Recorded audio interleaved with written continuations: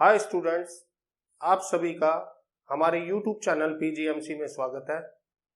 आज हम आपके लिए class 11 maths first chapter sets लेकर आए हैं, जिसमें हम आपको ये सिखाएंगे सेट्स क्या होता है, सेट्स कितने टाइप्स के होते हैं, उन्हें किस किस तरह से लिखा जा सकता है, जो कि हमारे लिए एक नई चीज होगी।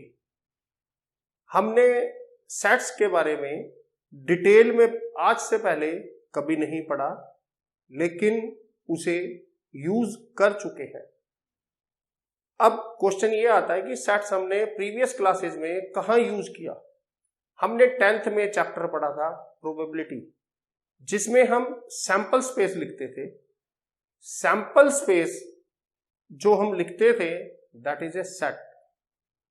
तो अब क्वेश्चन ये आता है कि आखिरकार सेट होता क्या है। तो आज हम स्टेप बाय स्टेप सेट्स को समझने की कोशिश करेंगे। जनरली स्टूडेंट्स को ये चैप्टर बहुत टफ लगता है, कंफ्यूजिंग लगता है, इसीलिए हम स्लोली इस टॉपिक को अच्छे से पढ़ने की कोशिश करेंगे। तो आइए देखते हैं।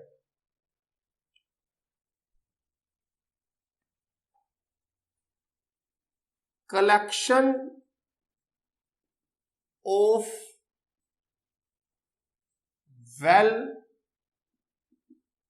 Defined objects called set. अब बात यह आती है कि what is the meaning of well defined objects. ये जानना हमारे लिए सबसे ज्यादा जरूरी है। जब तक हमें वेल डिफाइंड ऑब्जेक्ट्स के बारे में नहीं पता होगा, हम सेट्स नहीं सीख सकते।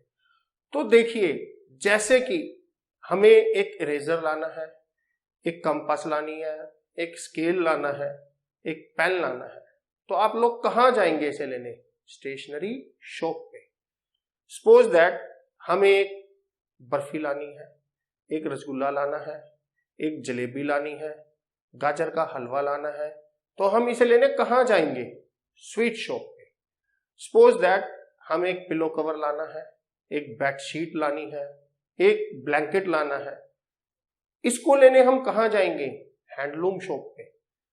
It means these all events, these all objects, these all items are well defined, क्योंकि इसमें हमें पता है कि हमें कहां जाना है। जैसे कि sets are always represented by capital letter and it is also represented this kind of braces. Suppose that 1 3 5 7 9, what is this? हम सभी जानते हैं ये वो नंबर हैं जो 2 से डिवाइड नहीं होते, जिन्हें हम ओड नंबर कहते हैं। तो हम इसे बोल सकते हैं collection of odd numbers, therefore it is a set. आप जानते हैं कि इंग्लिश में 26 अल्फाबेट्स होते हैं, जिनमें से कुछ कॉन्सोनेंट्स होते हैं, कुछ वोवल्स होते हैं। आप सभी जानते हैं वोवल्स क्या होते हैं? E, E, I, O, U. तो जैसे कि अगर हम यहां पे लिखते हैं A, E, I, O, U, we can say that this is the collection of vowels, therefore it is a set. कोई और एग्जांपल लेके चलते हैं हम कि ऐसे ईयर में कितने मंथ्स होते हैं जो जे से स्टार्ट होते हैं। तो जैसे कि हम लिखना चाहें C, January, June, July, it is also a set. तो देखा आपने, जैसे सेट क्या है? Well collection of well defined objects. अब देखिए, कई बार हमारे सामने कुछ ऐसे क्वेश्चंस आते हैं जैसे कि collection of best cricketer in the world. अब आपकी चॉइस कोई और हो सकती है, मेरी चॉइस कोई और हो सकती है। आपके फ्रेंड की चॉइस कोई और हो सकती है, हमारे पेरेंट्स की कोई चॉइस और हो सकती है, तो ये सेट नहीं होगा। आगे चलते हैं। Collection of best actors of the Bollywood. अब आप लोगों के एक्टर्स आप लोगों की एज के अकॉर्डिंग है। हम अपने पेरेंट्स की बात करें तो वो पुराने जमाने के एक्टर्स बताते हैं, जो शायद आप लोगों ने हो सकता है बहुत लोगों ने उन्हें देखा भी ना हो, उनका नाम भी ना सुना हो। तो इस तरह के जो केसेस होते हैं they are not the set. तो जहां पर आपको ऐसा वर्ड लगा हुआ मिल जाए, मोस्ट टैलेंटेड, मोस्ट ब्यूटीफुल, इस तरह के जो जनरली क्वेश्चंस होते हैं they are not the set. तो उम्मीद करता हूं कि आपको बड़े अच्छे से सेट का पता चल गया होगा कि सेट क्या होता है। अब हम आगे चलते हैं कि सेट्स को हम कैसे लिख सकते हैं। तो देखिए, सेट्स को लिखने के दो मेथड होते हैं। एक रोस्टर फॉर्म होता है और एक होता है सेट बिल्डर फॉर्म।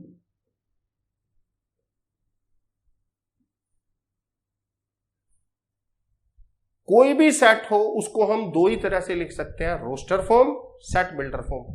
ये जो आपके सामने यहां पर लिखे हुए हैं these are the roster form.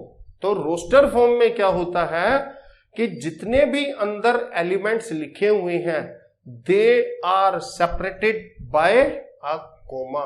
तो जितने भी नंबर्स हैं उन सबके बीच में कोमा लगी हुई होती है, इसीलिए हम इन्हें सेट बिल्डर फॉर्म में चेंज कर सकते हैं क्योंकि ये रोस्टर फॉर्म है। अब देखिए, आपको किसी ने बोला कि एक ऐसा सेट लिखिए जो ओड नंबर्स हो और वो 1000 से छोटा हो, तो हम कैसे लिखेंगे 1, 3, 5, 7, 9, 11, ये तो बहुत सारे नंबर्स हो जाएंगे 999 तक। तो जब हमारे पास ज्यादा नंबर्स होते हैं तो उन्हें हम सेट बिल्डर फॉर्म में लिख सकते हैं।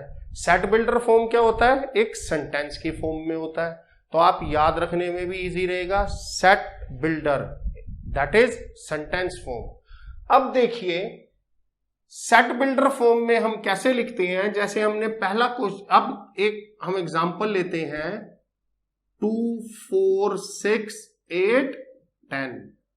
What is this? Roster form. अब हम इसे सेट बिल्डर फॉर्म में कैसे लिखते हैं, देखिए। सबसे पहले आपको यह जानना जरूरी है कि जो रोस्टर फॉर्म में लिखा है उसमें कोई डेफिनेटली एक पैटर्न फॉलो होगा। जैसे कि आप देख रहे हैं यहां जो भी नंबर्स लिखे हैं दे ऑल आर इवन, तो हम इसे रोस्टर फॉर्म में लिख सकते हैं। लेकिन सपोज करो अगर यह 10 के बाद 11th आ जाता, 10 के बाद अगर 11 आ जाता, फिर हम सेट बिल्डर फॉर्म में नहीं लिख सकते हैं। तो किसी भी सेट को रोस्टर फॉर्म से सेट बिल्डर फॉर्म में तभी लिखा जा सकता है जब रोस्टर फॉर्म में कोई पैटर्न फॉलो हो। अब देखिए इसको कैसे लिखते हैं। Let A is a set of x. A क्या है? Set of x. अब आपको यह बताना है एक्स क्या है। अब ये डालते हैं, ये इसका मीनिंग क्या होता है? सच दैट तो हमने क्या पढ़ा? A is a set of x such that x is a multiple of 2। X is a multiple of 2। अगर यह 3 का टेबल आ जाए मल्टीपल ऑफ 3, 5 का टेबल आ जाए तो 5n। बट यहां पे तो अगर आप n की वैल्यू 1 पुट करेंगे तो 2 आ जाएगा, 2 पुट करेंगे 4 आ जाएगा, 5 पुट करेंगे 10 आ जाएगा, 6 पुट करेंगे तो 12 भी आ जाएगा। But 12 is not there in the given set. तो हमें कुछ ऐसा करना है कि हमारा आंसर 10 से ज्यादा ना आए। उसके लिए हमने क्या किया? n is less than equal to 5 लिख दिया कि यानी n की वैल्यू आप 5 से ज्यादा नहीं ले सकते, या फिर आप इसे ऐसे भी लिख सकते हैं n is less then 6। But अभी फिर से एक प्रॉब्लम है, हमने लिखा n 5 और 5 से स्मॉलर है। इट मींस n की वैल्यू 4.5 भी हो सकती है, 4.6 भी हो सकती है। अब अगर हम n की वैल्यू को 4.5 लेते हैं तो फिर से यहां पर नहीं आएगा, तो इसमें हमें यह भी बताना पड़ेगा n is a natural number, n is a natural number. तो ये आपका हो गया सेट बिल्डर फॉर्म। तो उम्मीद है कुछ आपको समझ आया होगा, लेकिन एक एग्जांपल से पूरा अच्छे से नहीं समझ सकते। एक एग्जांपल और लेते हैं। Suppose that there is another set 2, 4, 8, 16, 32, 64। अब सबसे पहली चीज है आपको ये देखना है कि जो ये सेट के एलिमेंट्स हैं ये किस रूल पर लिखे गए हैं। देखिए, इसे हम कह सकते हैं 2 की पावर 1, इसे कह सकते हैं हम 2 की पावर 2, 2 की पावर 3, 2 की पावर 4, 2 की पावर 5 एंड 2 की पावर 6, यानी कि एक रूल फॉलो होता है। नेक्स्ट टर्म अगर हम लिखना चाहें तो हम लिख सकते हैं क्या, 2 की पावर 7। अब हमें इसे सेट बिल्डर फॉर्म में लिखना है, x such that x equal to. अब देखिए, जो चीज चेंज नहीं होती है उसे एज इट इज लिखते हैं, और जो चीज चेंज होती है उसे n लिखते हैं। जैसे कि all these numbers have same base 2, तो आपको यहां पर 2 लिखना है। Powers are going on increasing और पावर्स आर चेंजिंग, तो आप यहां पे लिखिए x इक्वल टू 2 की पावर n। फिर से वही क्वेश्चन एक आता है, n को अगर 1 लेंगे तो ये आएगा, 2 लेंगे ये आएगा, 3 लेंगे तो ये आएगा, 6 लेंगे तो ये आएगा, यानी n 6 और 6 से स्मॉलर होना चाहिए। साथ ही साथ n is a natural number.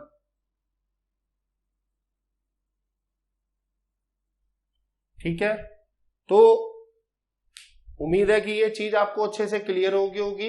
These are the roster form, these are the set builder form. Roster form को सेट बिल्डर फॉर्म में कैसे कन्वर्ट करना है। एग्जाम में, जनरली एग्जाम में आपको roster form to set builder form, set builder form to roster form में convert करने के लिए क्वेश्चन पूछा जा सकता है।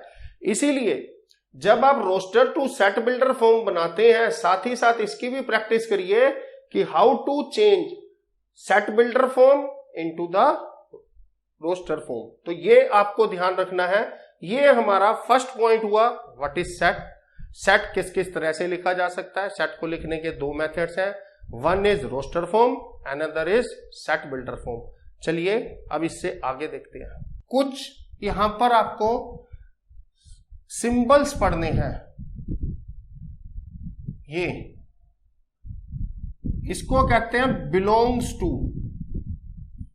बिलोंग्स टू बहुत ही सिंपल है, does not belong, does not belong. अब आपको क्वेश्चन ऐसे आता है, suppose that there is any set 1 2 3 5 8 10।